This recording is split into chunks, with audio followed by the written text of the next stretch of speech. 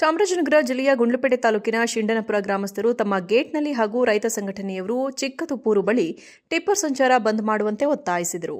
ಶಿಂಡನಪುರ ಗೇಟ್ನಲ್ಲಿ tipper ಹಾವಳಿ ನಿಯಂತ್ರಿಸಿದ ಜಿಲ್ಲಾಡಳಿತ ವಿರುದ್ಧ ಗ್ರಾಮಸ್ಥರು ಪ್ರತಿಭಟನೆ ನಡೆಸಿ ಅಧಿಕಾರಿಗಳ ವಿರುದ್ಧ ಘೋಷಣೆಯನ್ನ ಕೂಗಿದರು.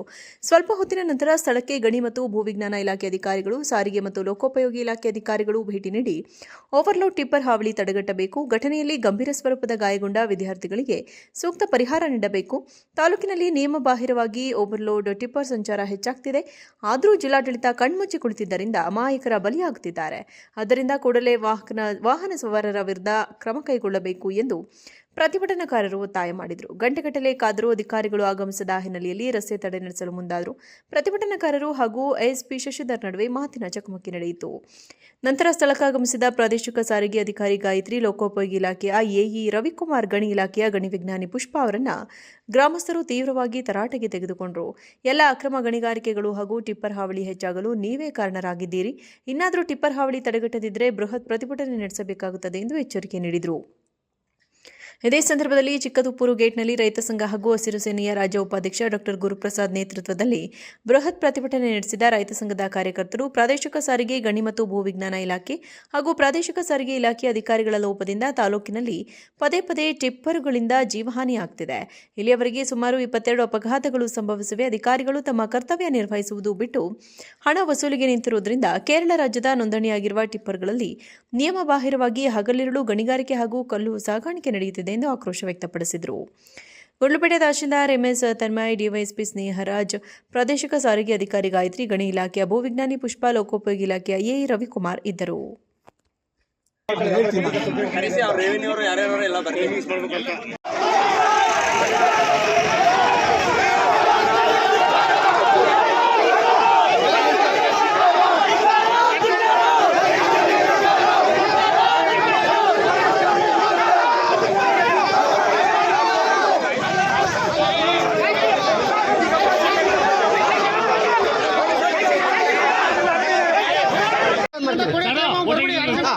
ಯಾಕೆ ತೊಂದರೆ ಕೊಡ್ರಿ?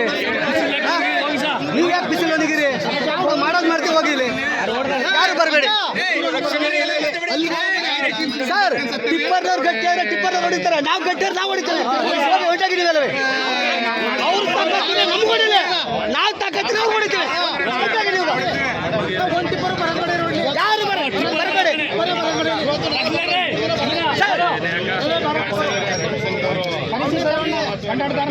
ಯಾರು ಬರಲಿ, ನನಗೆ ಸಂಬಂಧ ಇಲ್ಲ, ನನಗೆ ಸಂಬಂಧ ಇಲ್ಲ, ನಿಮಗೆ ಸಂಬಂಧ ಇಲ್ಲ.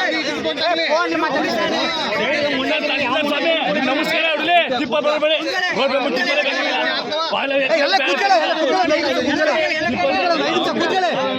ಶಾಂತಿ ಇದ್ದಾಗೆ ಕೂತ್ಕೊಳ್ಳಿ, ಎಲ್ಲ ಒಂದೇ ಕೇಳಬೇಡಿ, ಒಂದೇ ಕೇಳಿ ಸಮಾಧಾನಗಿರಿ.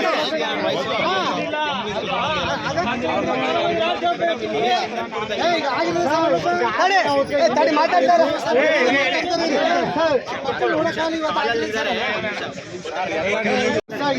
ಅದು ಓಡ್ ಕಿತ್ತೋಗಿದೆ, ಯಾರು ಮಾಡ್ತೀವಿ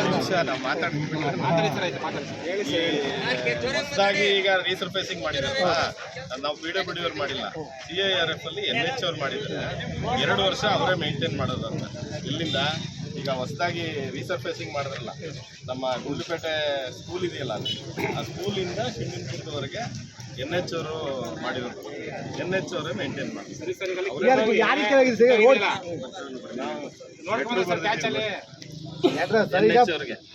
ರೋಡ್ ಕಿತ್ತೋಗಲ್ಲ, ಆಕ್ಸಿಡೆಂಟ್ ಅನಾಹುತಕ್ಕೆ ಯಾರು ಮನೆ ಇದಕ್ಕೆ 2 ವರ್ಷ ಅವರೇ ಮೇಂಟೈನ್ ಮಾಡಬೇಕು. ಲೆಟರ್ ಬರ್ದಿದ್ದೀವಿ ಈಗ ಅವ್ರಿಗೆ, ನೋಡಿ ಇಲ್ಲೇ ಲೆಟರ್ ಇದೆಯಲ್ಲ,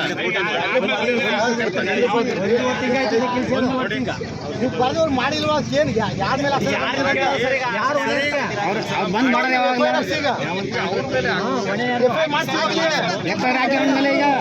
ದಂಡ ಕಟ್ಲಿ. ಇವರು 2 ವರ್ಷ ಅಂದ್ರಲ್ವಾ, 2 ವರ್ಷ ನೀರೇನು ಮಾಡ್ತೀವಿ ಕೇಳೋ? ರೋಡ್ ಮಾಡಿದ್ರಲ್ಲ,